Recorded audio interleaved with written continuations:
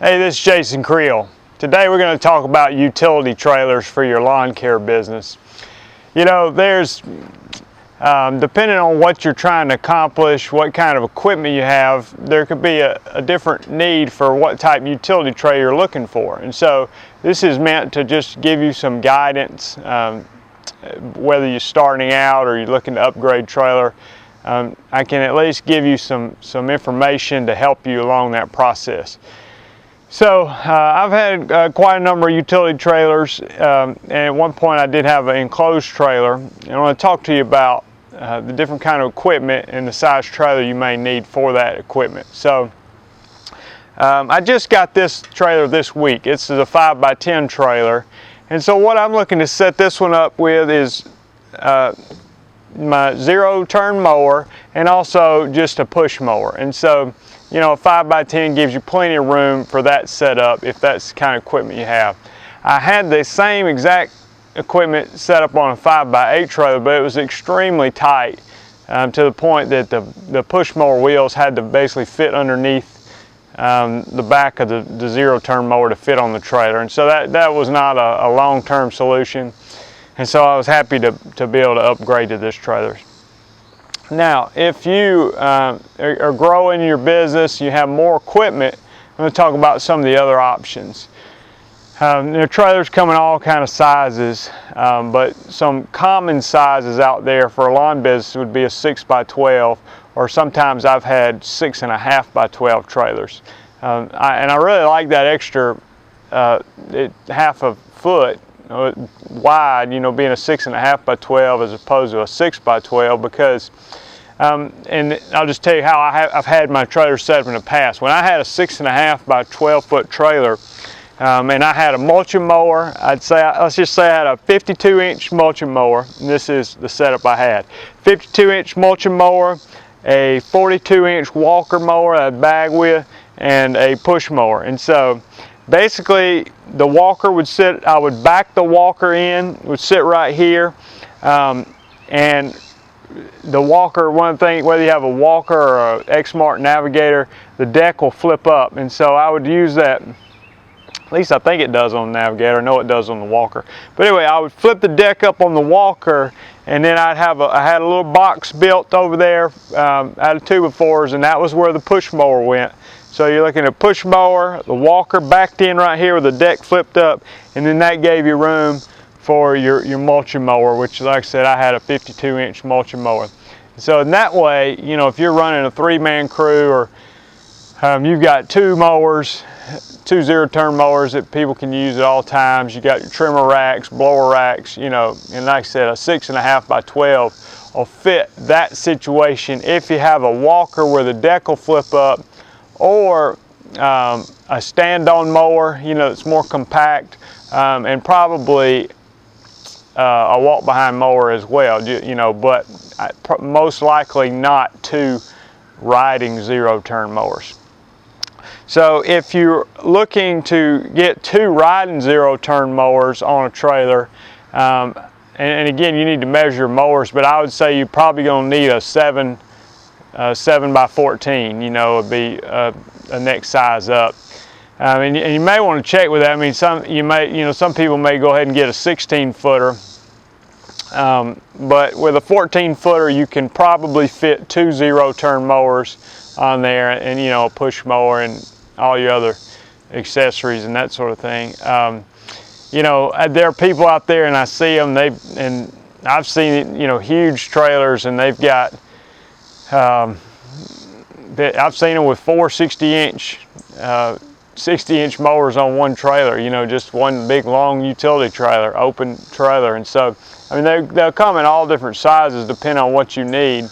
But I would say once you get up to about 14 feet, you know, if you're talking about single axle or double axle, I mean, a lot of it depends on the amount of weight you're carrying. But, you know, with 12-foot trailers, I've always just went with a single axle trailer. But I would say if you get up to 14 or 16 feet, it might not be a bad idea to look at getting a double axle. And I would imagine most 16-foot trailers come in a double axle. Personally, even though I've had trucks that had the capability, were already set up to have power trailer brakes. I've never actually had a trailer that I used, you know, that had its own braking system. So, and I don't think it's necessarily, I mean, obviously that would help, and depending on how much weight you're carrying, you know, with a bigger trailer, that would be important. But usually with just, like I said, a 5x10 trailer or 6x12, even if you're carrying 1 or 2 mowers, I don't necessarily think that you have to do that. One of the things I do on my trailers, you know, there's all kind of things. And this particular 5x10 trailer, tax and all, I got for less than $900. You know, so I mean, trailers are not that expensive, but they do hold their value, and it's usually hard to find a good deal on a used one. So a lot of times I just buy a new one. I think this is the 3rd one I've bought from this particular company called Lone Wolf Trailer here in Alabama. So this particular trailer, I went ahead, I paid, if you can see me, I paid them $40 extra to weld 2 more bars on the gate. And that's one of the things that you may want to do if you're, you know, using your trailer for a lawn care. The weight of the mowers can really weigh on the gate. So either, you know, have some extra bars welded, or the other thing you can do is, you know, a lot of times they put a thin grade of expanded metal on the gate. I've had a couple times where I'll go purchase a heavier gauge expanded metal and just have the whole, you know, the whole gate redone with a heavier gauge expanded metal. Now what that does, makes the gate heavy to pick up. And so what you can also, if that's the situation, the gate becomes heavy, you can get a lift assist for your gate. And I actually had one of those one time. It was, and it worked great. I mean, I forget what it was called, but basically a big spring alligator lift or something like that. But it made it where that heavy gate, you could literally pick it up with 1 finger. So, but that may be something you look into, is beefing up your gate, especially if, you know, if you're hauling the heavy mowers, sometimes the gate just won't hold up. So anyway, as far as other features, you know, this gate, just something to think about. This particular trailer's got 13-inch tires, you know, as opposed to a lot of them that may come with 15-inch tires. And I asked about, you know, I asked the guy at the trailer place, I said, well, you know, would it be worth paying a little extra and getting the 15-inch tires? He said, well, yeah, if you're running on the interstate a lot, a 15-inch tire is gonna, you know, be able to keep up with your truck a lot better on the interstate. Not that these won't work on the interstate, because they obviously will, but he said one of the downsides of the 15-inch tire is that your trailer then sits up higher, and it creates a steeper, when you drop your gate, it's steeper, and sometimes the deck of the mower will drag. And you know, if I had one knock on this trailer, I just got it, and I like it, and I like the trailers I've bought from this place, but it seems like the gates are a little shorter than what I see on other trailers. And what that does is when you drop the gate, it makes a little steeper incline, and that's with a 13-inch tire. So I'm afraid if I had 15-inch tires, it would be really close to dragging the deck on my mower. So anyway, you know, you can always upgrade, but basically, you know, depending on what kind of setup you're looking for, you know, what kind of equipment you have, you can determine how big of a trailer you need. And like I said, the good things about trailers, they hold their value. I've bought and sold trailers.